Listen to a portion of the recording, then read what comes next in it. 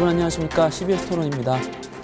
지난 3월 27일 이준석 국민의힘 대표가 자신의 SNS에 장애인 이동권 시위에 대한 강경 발언을 공개한 이후에 사회적 파장이 뜨겁습니다.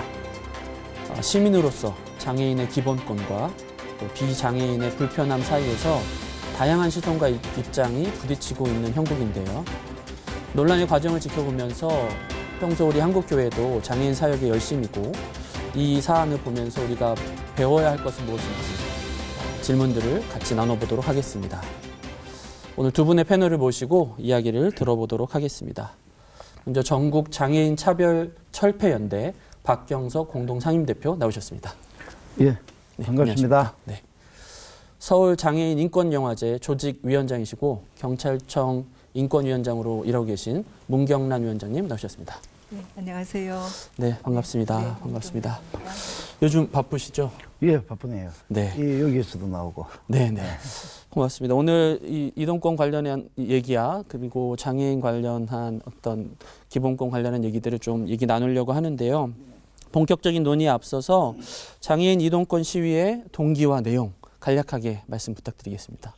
저희가 매일 아침 지하철 출근길에 지하철을 타니까 매우 논란이 됐지 않습니까?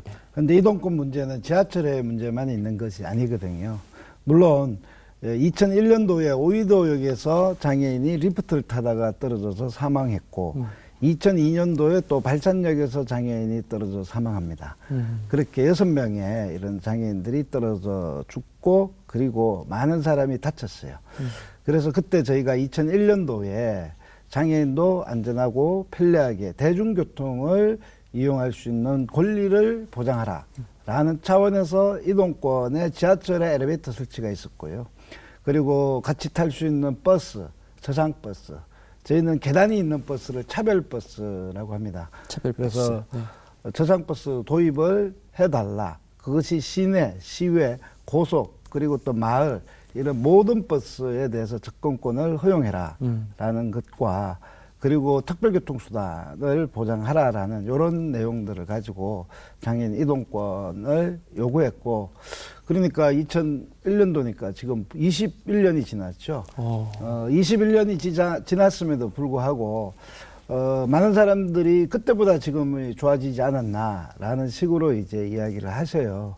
그렇게 따지면 1950년도에 전쟁 났을 때보다 2022년도는 지금 많이 좋아졌죠. 그죠? 네. 보릿고기도 있고 뭐 이런 시대보다는 훨씬 좋아진 거는 사실이지만은 여전히 기본적인 권리, 평등하게 같이 안전하게 이동할 권리가 보장되지 않아서 저희가 장애 이동권 보장을 해달라라고 요구하고 있습니다. 네, 고맙습니다.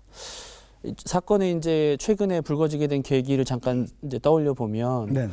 그 출퇴근 시간에 지하철에서 이제 시위를 한다고 했을 때 한 10분 정도를 이제 시위를 했는데 그 얘기를 가지고 이준석 국민의힘 대표가 전장현의 시위 방식을 가지고 독선이다, 시민을 볼모로 했다, 뭐 이런 표현들을 썼단 말이에요.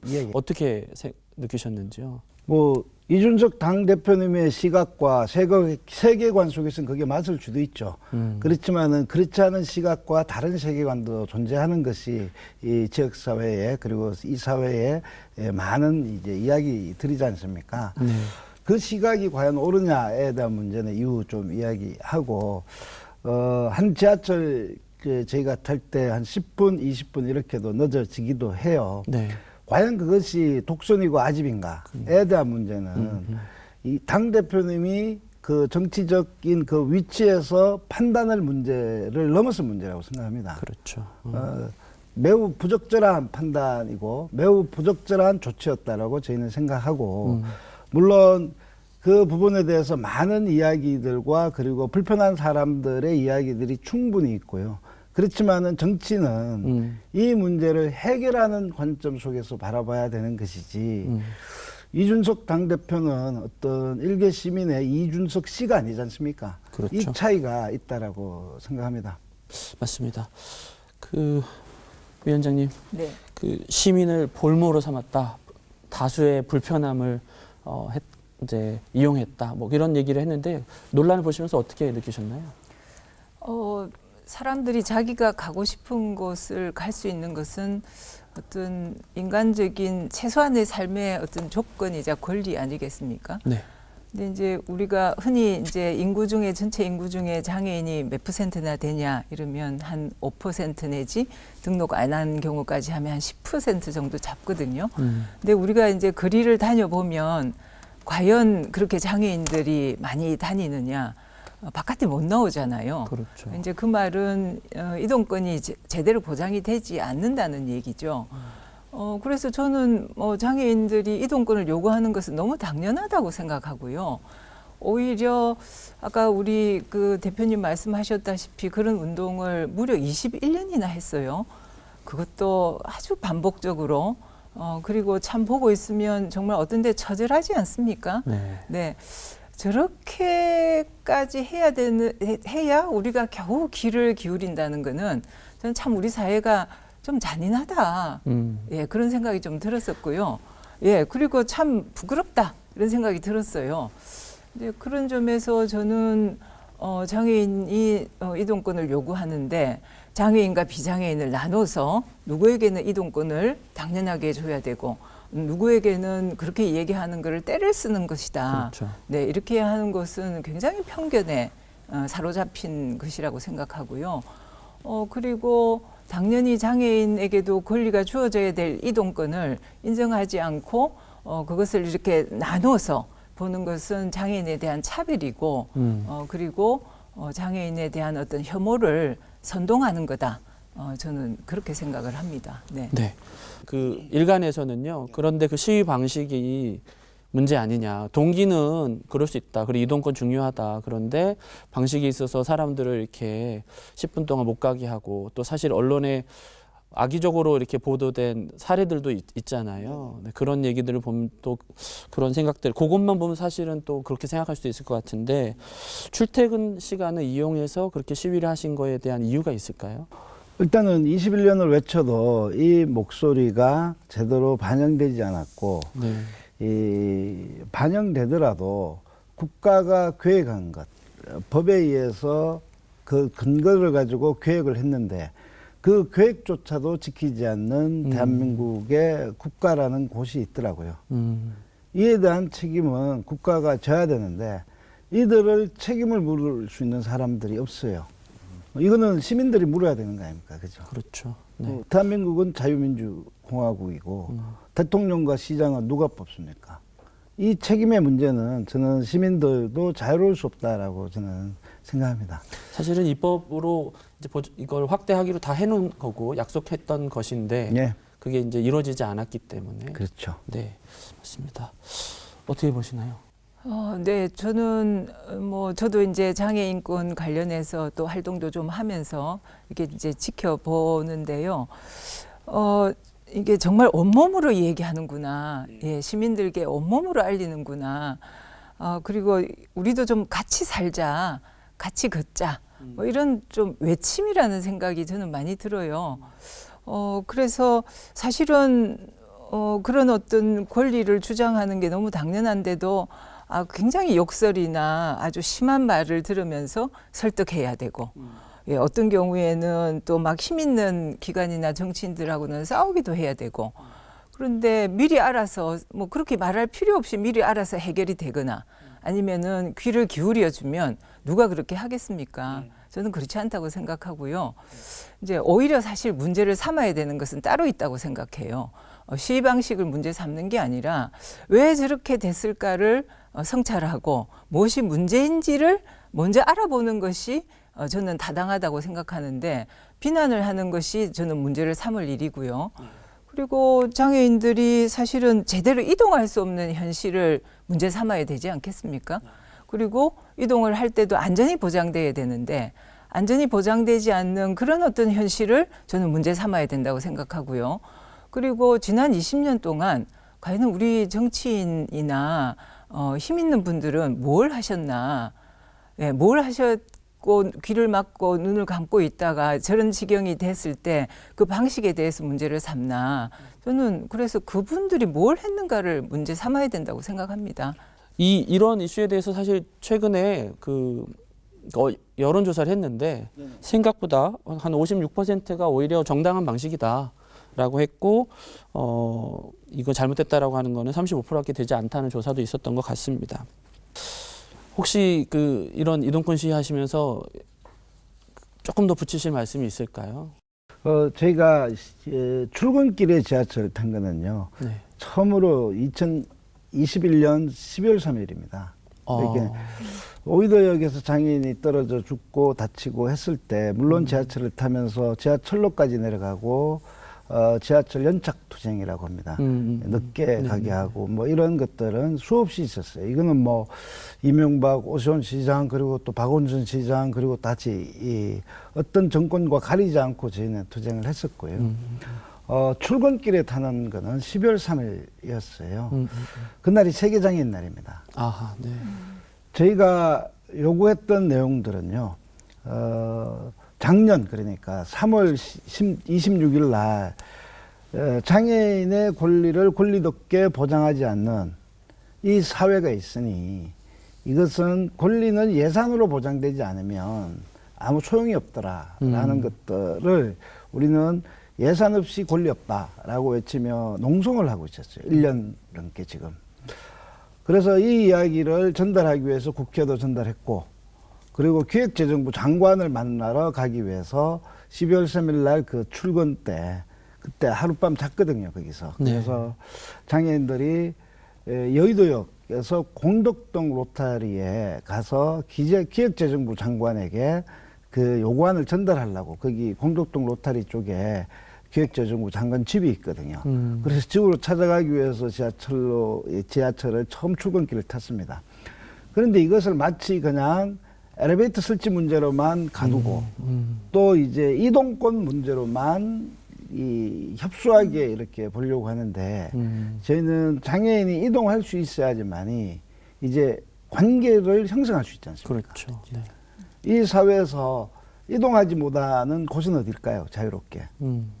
감옥이죠. 아하. 그렇잖아요. 인간이 태어나서 마음대로 갈수 자유롭게 없는 갈 곳은. 수 없는 것은 감옥입니다. 아, 그러네요. 그렇잖아요. 네. 바로 감옥에서는 할 수 있는 것들이 별로 없잖아요. 이동할 수 있어야지만이 교육도 받을 수 있는 거니까. 네. 그렇죠. 교육을 받을 수 있어야지만이 일할 수 있는 기회를 가지는 거예요. 그러니까 이제 그렇게 이제 사람이 살아갈 수 있는 조건을 만들어 줘야지 시설이 아니라 지역사회에서 살아갈 수 있거든요. 근데 이제 중증장애인들이 같이 다니고 교육받고 일할 수 있는 기회를 찾아주려니까 이 사회는 귀찮은 거예요. 소위 이제 이야기하면 뭐 견적이 안 나오나? 그래서 그 사람들을 시설에다 가둔 거예요. 네. 그런데 이것을 또 보호라고 하잖아요. 그렇죠. 거기에 탈시설 문제가 있는데 그런데 바로 그렇게 하기 위해서 저희는 이 요구를 했는데 이준석 당대표는 지하철에 엘리베이터 설치율만 가지고 이렇게 다 해주고 있는데 왜 그러냐 아주 앵무새처럼 반복해서 이야기하고 있어요. 가스라이팅하고 있는 거예요. 네, 네. 장애인의 이동권뿐만 아니라 여러 가지 권리들이 있지 않습니까? 그런 분들을 좀 설명해 주신다면요. 저는 뭐 장애인, 비장애인 구별할 필요가 없다고 생각해요. 네. 우리가 한번 생각해 보면 사람이 태어나서 정말 그 이동도 할 수 있어야 학교도 가고 또 우리가 뭐 일도 하고 복지도 있어야 되고 교육도 받고 노동도 하고 뭐 죽어도 뭔가 인간답게 좀 살 수 있는 곳에서 살고 그 모든 권리들이 다 복합적으로 보장이 될 때 좀 인간답게 살 수 있는 것 아니겠습니까? 네, 그렇죠. 그중에 한 개라도 빠지면 우리 생각이 굉장히 힘들고 정말 비참하고 그렇단 말이에요. 그래서 세계인권 유엔이 정한 세계인권 선언을 보면 한 30개 조항으로 돼 있어요. 근데 이제 최근 들어서는 그거보다 훨씬 더 많은 권리들이 더 추가적으로 붙는데 왜 그렇게 하겠습니까? 다 필요한 거죠. 그러니까 그건 장애인, 비장애인 저는 구별할 필요가 없다고 생각하고요. 그리고 이제 유엔이나 아니면 이제 유럽 연합 이런 데서는 이제 요즘 많이 하는 말로 누구도 배제되지 않는 세상 이런 얘기를 합니다. 그러니까 우리가 어느 누구도 다 인간이라면 인간답게 존엄하게 살아야 되는데 그중에서 누구라도 다 뒤처져 있거나 배제되거나 하면 그 사회 전체가 인간답게 살 수 없다는 거죠. 네. 그렇게 치면 우리가 흔히 말하는 약자라고 하는 뭐 장애인뿐만 아니라 이주민이나 아니면 성소수자나 뭐 노숙인이나 누구든 불문하고 우리 사회가 가장 약자가 잘 살 수 있는 세상이 되면 누구나 잘 살 수 있는 세상이 되는 거죠. 네. 누구나 잘 살 수 있는 세상이 그렇죠. 이 네. 권리의 기본인데. 그럼요. 예. 그리고 어떤 특정 정책이나 그게 아니고 네. 인간다운 삶이라고 하면 구분이 네. 없는 건데. 그렇죠. 예. 그렇게 생각하고 있습니다. 그리고 그 기준을 누구를 기준으로 삼느냐? 가장 힘이 없고 가장 힘든 사람을 기준으로 해서 그분들이 인간적으로 인간답게 존엄하게 살 수 있으면 모두 다 잘 살 수 있지 않겠습니까? 그러니까 흔히 말하는 사회의 디폴트 값이라고 하는 게 그야말로 인권이 보장되어야만 잘 살 수 있는 이런 약자들, 그걸 우리는 기준으로 해야 되고, 그분들에게 한두 개의 어떤 뭐 권리를 보장해 준다고 해서 잘 살 수 있는 것이 아니라 종합적으로 보장이 돼야만 잘 살 수 있는 것이죠. 네. 말씀 좀 보태주신다면요. 네. 가장 지금 필요한 거라든가 이런 이제 운동을 통해서 얻고자 하는 어떤 바라는 것이 있다면 뭐가 있을까요? 그 위원장님께서 가장 기본적인 인권의 시각을 말씀해 주신 거예요. 네. 근데 이 사회는 그 가장 기본적인 인권의 시각조차 과연 알고 있는가, 모른 척 하려고 하는가. 뭐 이런 문제가 저는 이 문제를 계속적으로 재생산하고 있다고 봐요. 유엔에서도 이렇게 이야기했다라고 하면 그건 유엔에서 이야기한 거지 뭐 우리하고 무슨 관계야. 아하. 그렇죠. 뭐 그거는 초등학교 교과서에다 나오는 이야기지. 내가 지금 급박하게 살아가는 이 세상에서 내가 남돌 옆을 볼 수 있는 시간도 없는 것이 지금의 이 사회가 추구하고 있는 방향이냐라는 거예요. 제가 좀 더 덧붙이자면 이제 저희가 유엔이나 유럽 연합을 얘기했는데요. 멀리 갈 게 없습니다. 사실은 우리 헌법에 네. 헌법 10조를 보면 아하. 모든 국민은 인간으로서의 존엄과 가치를 가지며 행복을 추구할 권리를 가진다. 네. 그리고 그게 대꾸가 국가는 개인이 가지는 불가침의 기본적 인권을 확인하고 이를 보장할 의무를 진다. 이렇게 돼 있어요. 네. 그러면 그 국가라고 했을 때 국회의원이나 행정당국이나 뭐 의사결정 정치적 영향력을 가지고 의사결정을 하는 분들은 그야말로 국민이 대표로 뽑거나 아니면 대신해서 우리의 권리를 보장해 달라고 세금으로 월급을 주면서 인권 보장의 책무의 역할을 맡긴 겁니다. 그렇기 때문에 그걸 저는 기본적으로 공부하고 알고 있어야 된다고 생각하고요. 공당의 대표라면 그 정도는 그게 뭐 새로운 것이거나 대단한 것이 아니라 아주 기본적으로 알고 이행해야 할 책무라는 것.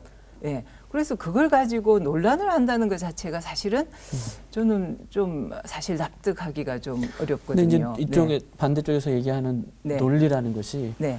기본권을 인정 안 한 거 아니다. 그리고 인권 다 중요하다. 그런데 왜 특정 혹은 소수자가 우대되어야 되느냐. 그걸로 인해서 그 반대편의 어떤 불편을 가져오면 그거 문제 아니냐. 이런 것 같거든요.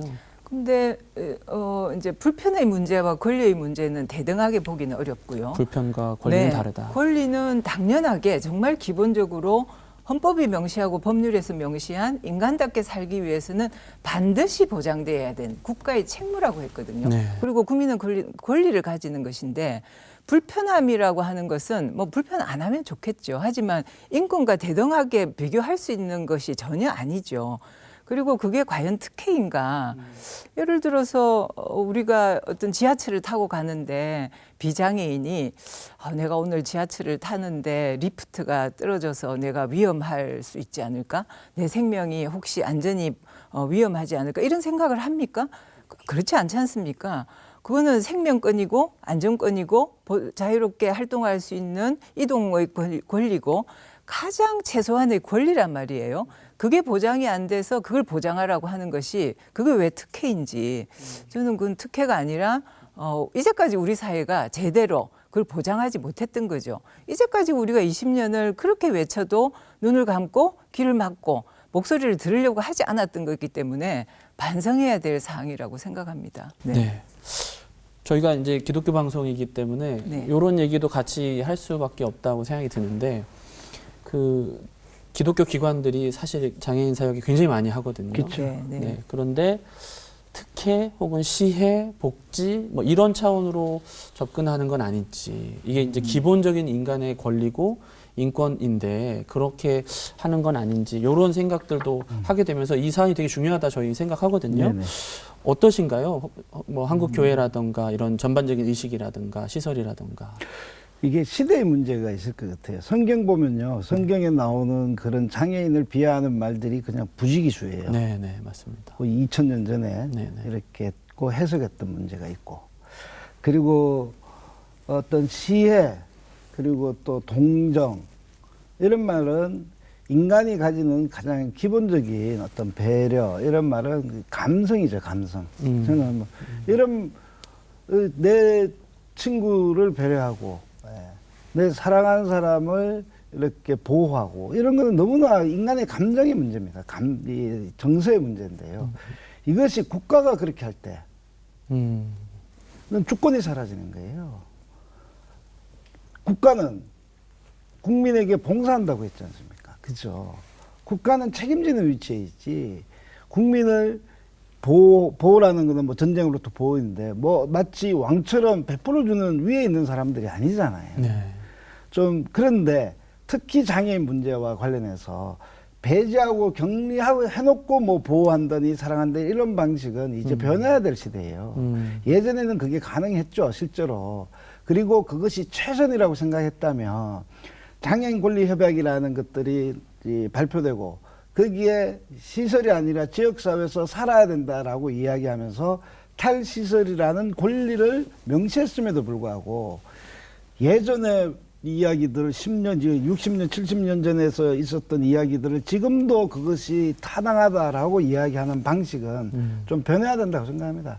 교회도 좀 바뀔 필요가 있죠, 당연히. 네. 그거는 지금의 시대에 맞춰서 바뀌어 나가는 거 아닙니까? 네, 굉장히 중요한 말씀이신 것 같은데요. 어떻게 보시나요? 예, 뭐 저는 사실 개인적으로 교회를 다니는 기독교인인데요. 네. 이제 뭐 제가 다니는 교회를 일반화시켜서 말하기는 좀 어렵겠지만, 이제 보통은 장애인을 아까 이제 말씀하셨다시피 굉장히 불쌍한 사람, 그래서 좀 도와줘야 될 사람, 우리가 뭔가 편의를 제공하는 사람, 이렇게 대상화를 많이 하는 것 같아요. 근데 거듭 강조드리지만 인간은 누구나 동정의 대상이 아니고요. 인간답게 살 수 있는 권리가 있는 존엄한 존재예요. 그걸 저는 우리 교회가 정확하게 인식하고 인정하고 그런 어떤 인권 감수성을 키워나가는 게 굉장히 중요하다, 이렇게 생각하거든요. 네.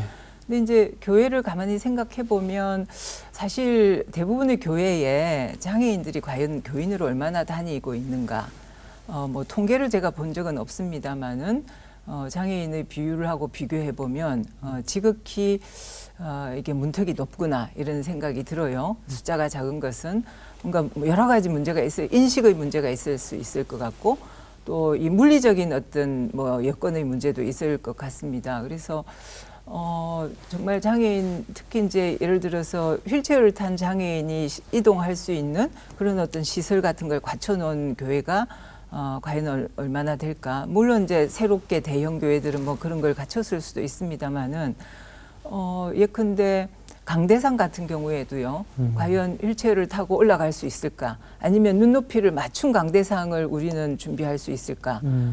그리고 그냥 하나의 대상이 아니라 말씀 증거자도 되고, 사회도 보고, 그리고 예컨대 주일학교 교사도 되고, 뭐 다양한 찬양대에 설 수도 있고, 이런 다양한 기회를 확 열어놓는, 저는 그런 교회가 돼야 된다고 생각하거든요. 이제 그런 점에 있어서는 인식의 문제나 어떤 시설이나 제도의 문제에 있어서 여전히 우리에게 좀 과제가 많다. 그 시설이나 이런 건 사실은 시작이고 네. 기본인 거고, 더 중요한 거는 지금 제가 두 분 말씀 들으면서 보니까 장애인에 대한 인식이랄까, 어떤 인권에 대한 개념 자체가 좀 바뀌어야 된다, 이런 생각이 드는데, 그런 부분에 대해서 좀 말씀을 더 해주신다면요. 뭐 인식의 변화는 반드시 필요한데 그게 프로그램이 되는 게 아니에요. 만나야 되죠. 그렇잖아요. 뭐 교육 프로그램 몇 개 한다고 뭐 이게 인식이 훅 바뀌겠습니까? 그거는 책상에서 갇힌 인식이고요. 인식이 변화는 만나야지 바뀝니다.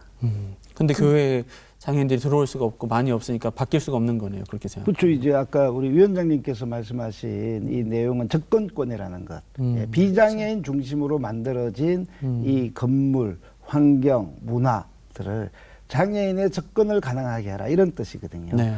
84년도에 김순석이라는 지체장애 1급 장애인이 있었는데요. 84년 이제 그때 연보현 시장입니다. 거리의 턱을 낮춰주십시오. 거리의 턱 때문에 물도 못 먹겠습니다. 화장실도 못 가겠습니다. 횡단보도를 건너지 못하겠습니다. 이런 이야기를 하면서 엄독 자살하셨어요. 편지를 쓰고. 아이고. 네. 그 턱이라는 것, 10cm 턱이라는 거는 단지 10cm의 턱만 이야기하는 게 아니라 장애인과 비장애인을 갈라친 가장 큰 요단강일까요? 압록강일까요? 무슨 강일까요? 건너야 되지 않을까요? 극복하기 힘든 거죠. 사실 요즘 세계 시민 의식이랄까 이런 것이 다양한 인권과 다양성들에 대해서 알고 그것을 아는 것을 끝이는 게 아니라 느끼고 함께하는 게 되게 중요하다 강조하는데 교회가 그런 만남의 장조차 못 되고 있다. 그리고 인식이 안 바뀐다. 그러면 부끄러운 게 아닌가 싶고 오히려 이런 사람과의 접근권이 높아지고 만남이 많아지면서 기독교인들이 그런 인식이 높아진다면 오히려 저희한테 좋은 건데 그런 부족함이 생각하는데요. 교회가 좀 이런 일에 앞장섰으면 좋겠다 하시는 게 있다면 좀 말씀 부탁드릴게요.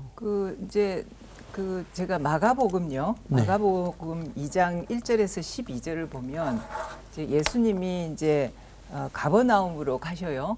그러면 이제 거기에 이제 중풍 환자라고 이제 성경에 나오는데요. 그 중풍 환자가 이제 예수님을 막 찾아가고 싶은데 이제 사람들이 이제 4명의 사람들이 이렇게 이제 누운 상태에서 데리고 가요. 근데 그 주변에 예수님 주변에 사람이 너무 많으니까 도저히 접근을 할 수가 없어요. 그렇죠. 그래서 그 성경이 어떻게 나오는가 하면 지붕을 뚫어요. 지붕을 뚫고 거기에서 이 4사람이 네 기퉁이를 잡고 줄을 달아서 이렇게 내려요. 제가 그걸 보면서 어머 이거 엘리베이터네? 이런 생각이 들었어요. 그러네요. 예, 우리 성경 속에 정말 그 장애인과 같이 살아가는 같은 동료 시민이라고 하는 이런 얘기들이 자세히 성경을 보면 굉장히 많이 나와요. 그런 점에서 교회들이 다시 한번 우리가 뭘 해야 되는가를 좀 생각해 볼 여지가 많다고 저는 생각하고요. 이제 시설의 개선뿐만 아니라 아마 인식의 개선이 또 굉장히 많지 않겠습니까? 정말 계속 불쌍하다고 낙인 찍는 거 우리가 한번 거꾸로 생각해 보면 다른 사람이 나를 되게 불쌍하게 여겨. 이러면 기분이 좋겠습니까? 정말 자기 삶이 비참해지고 그런 거지 않겠습니까? 그게 아니라 저 사람이 일시적으로 어떻게 살다가 앞으로 나도 그럴 가능성도 있는데 뭔가 지금의 어려움이 있어. 그게 신체적 어려움도 있고 뭔가 물질적 어려움도 있고 하지만 우리가 힘을 좀 보태서 같이 산다면 우리가 그야말로 좀 인간적으로 살 수 있단 말이에요. 근데 이제 그 가치에 있어서 그야말로 이제 우리가 장애에서 이런 얘기를 해요. 장애학 하시는 분들이 장애는 장애를 가진 그 자체가 문제가 아니라 장애를 장애로 만드는 환경과 사회가 문제다. 이런 얘기를 하는 거예요.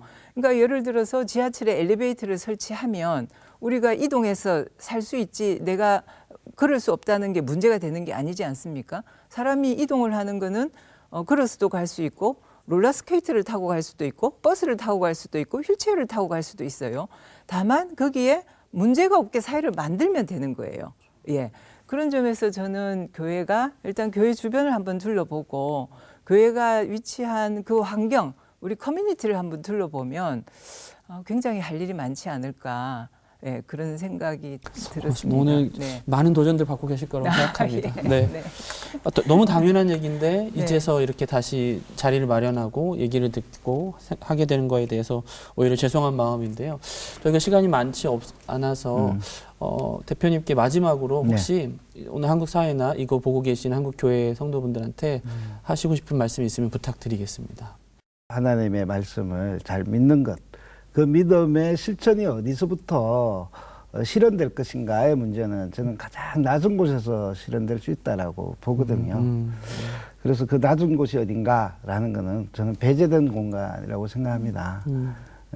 사람이 쉽게 만날 수 있고 그리고 이야기할 수 있는 것들도 많고 거기에 또 사각지도 있지만은 이 사회가 구조적으로 배제시킨 내용들에 대해서는 이거는 구조적 배제거든요.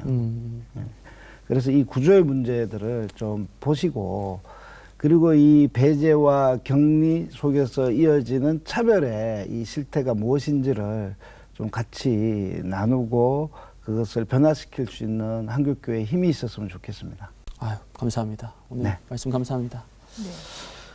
네. 네, 민주사회 기본은 인권입니다. 장애인 이동권을 위한 21년간의 싸움, 그 지난한 과정 속에서 모두를 위한 자유와 인권의 근간이 더욱 단단해지고 있다, 이렇게 생각하게 됐습니다.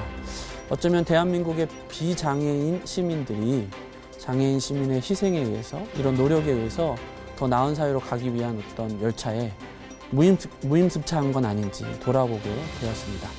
출퇴근길 대중교통에 몸을 싣고 학교와 일터로 오가는 지극히 기본적인 자유를 모든 시민이 공기처럼 누릴 수 있는 그런 사회를 함께 빚어갔으면 좋겠습니다. 오늘 CBS 토론은 여기까지입니다. 시청해주셔서 고맙습니다.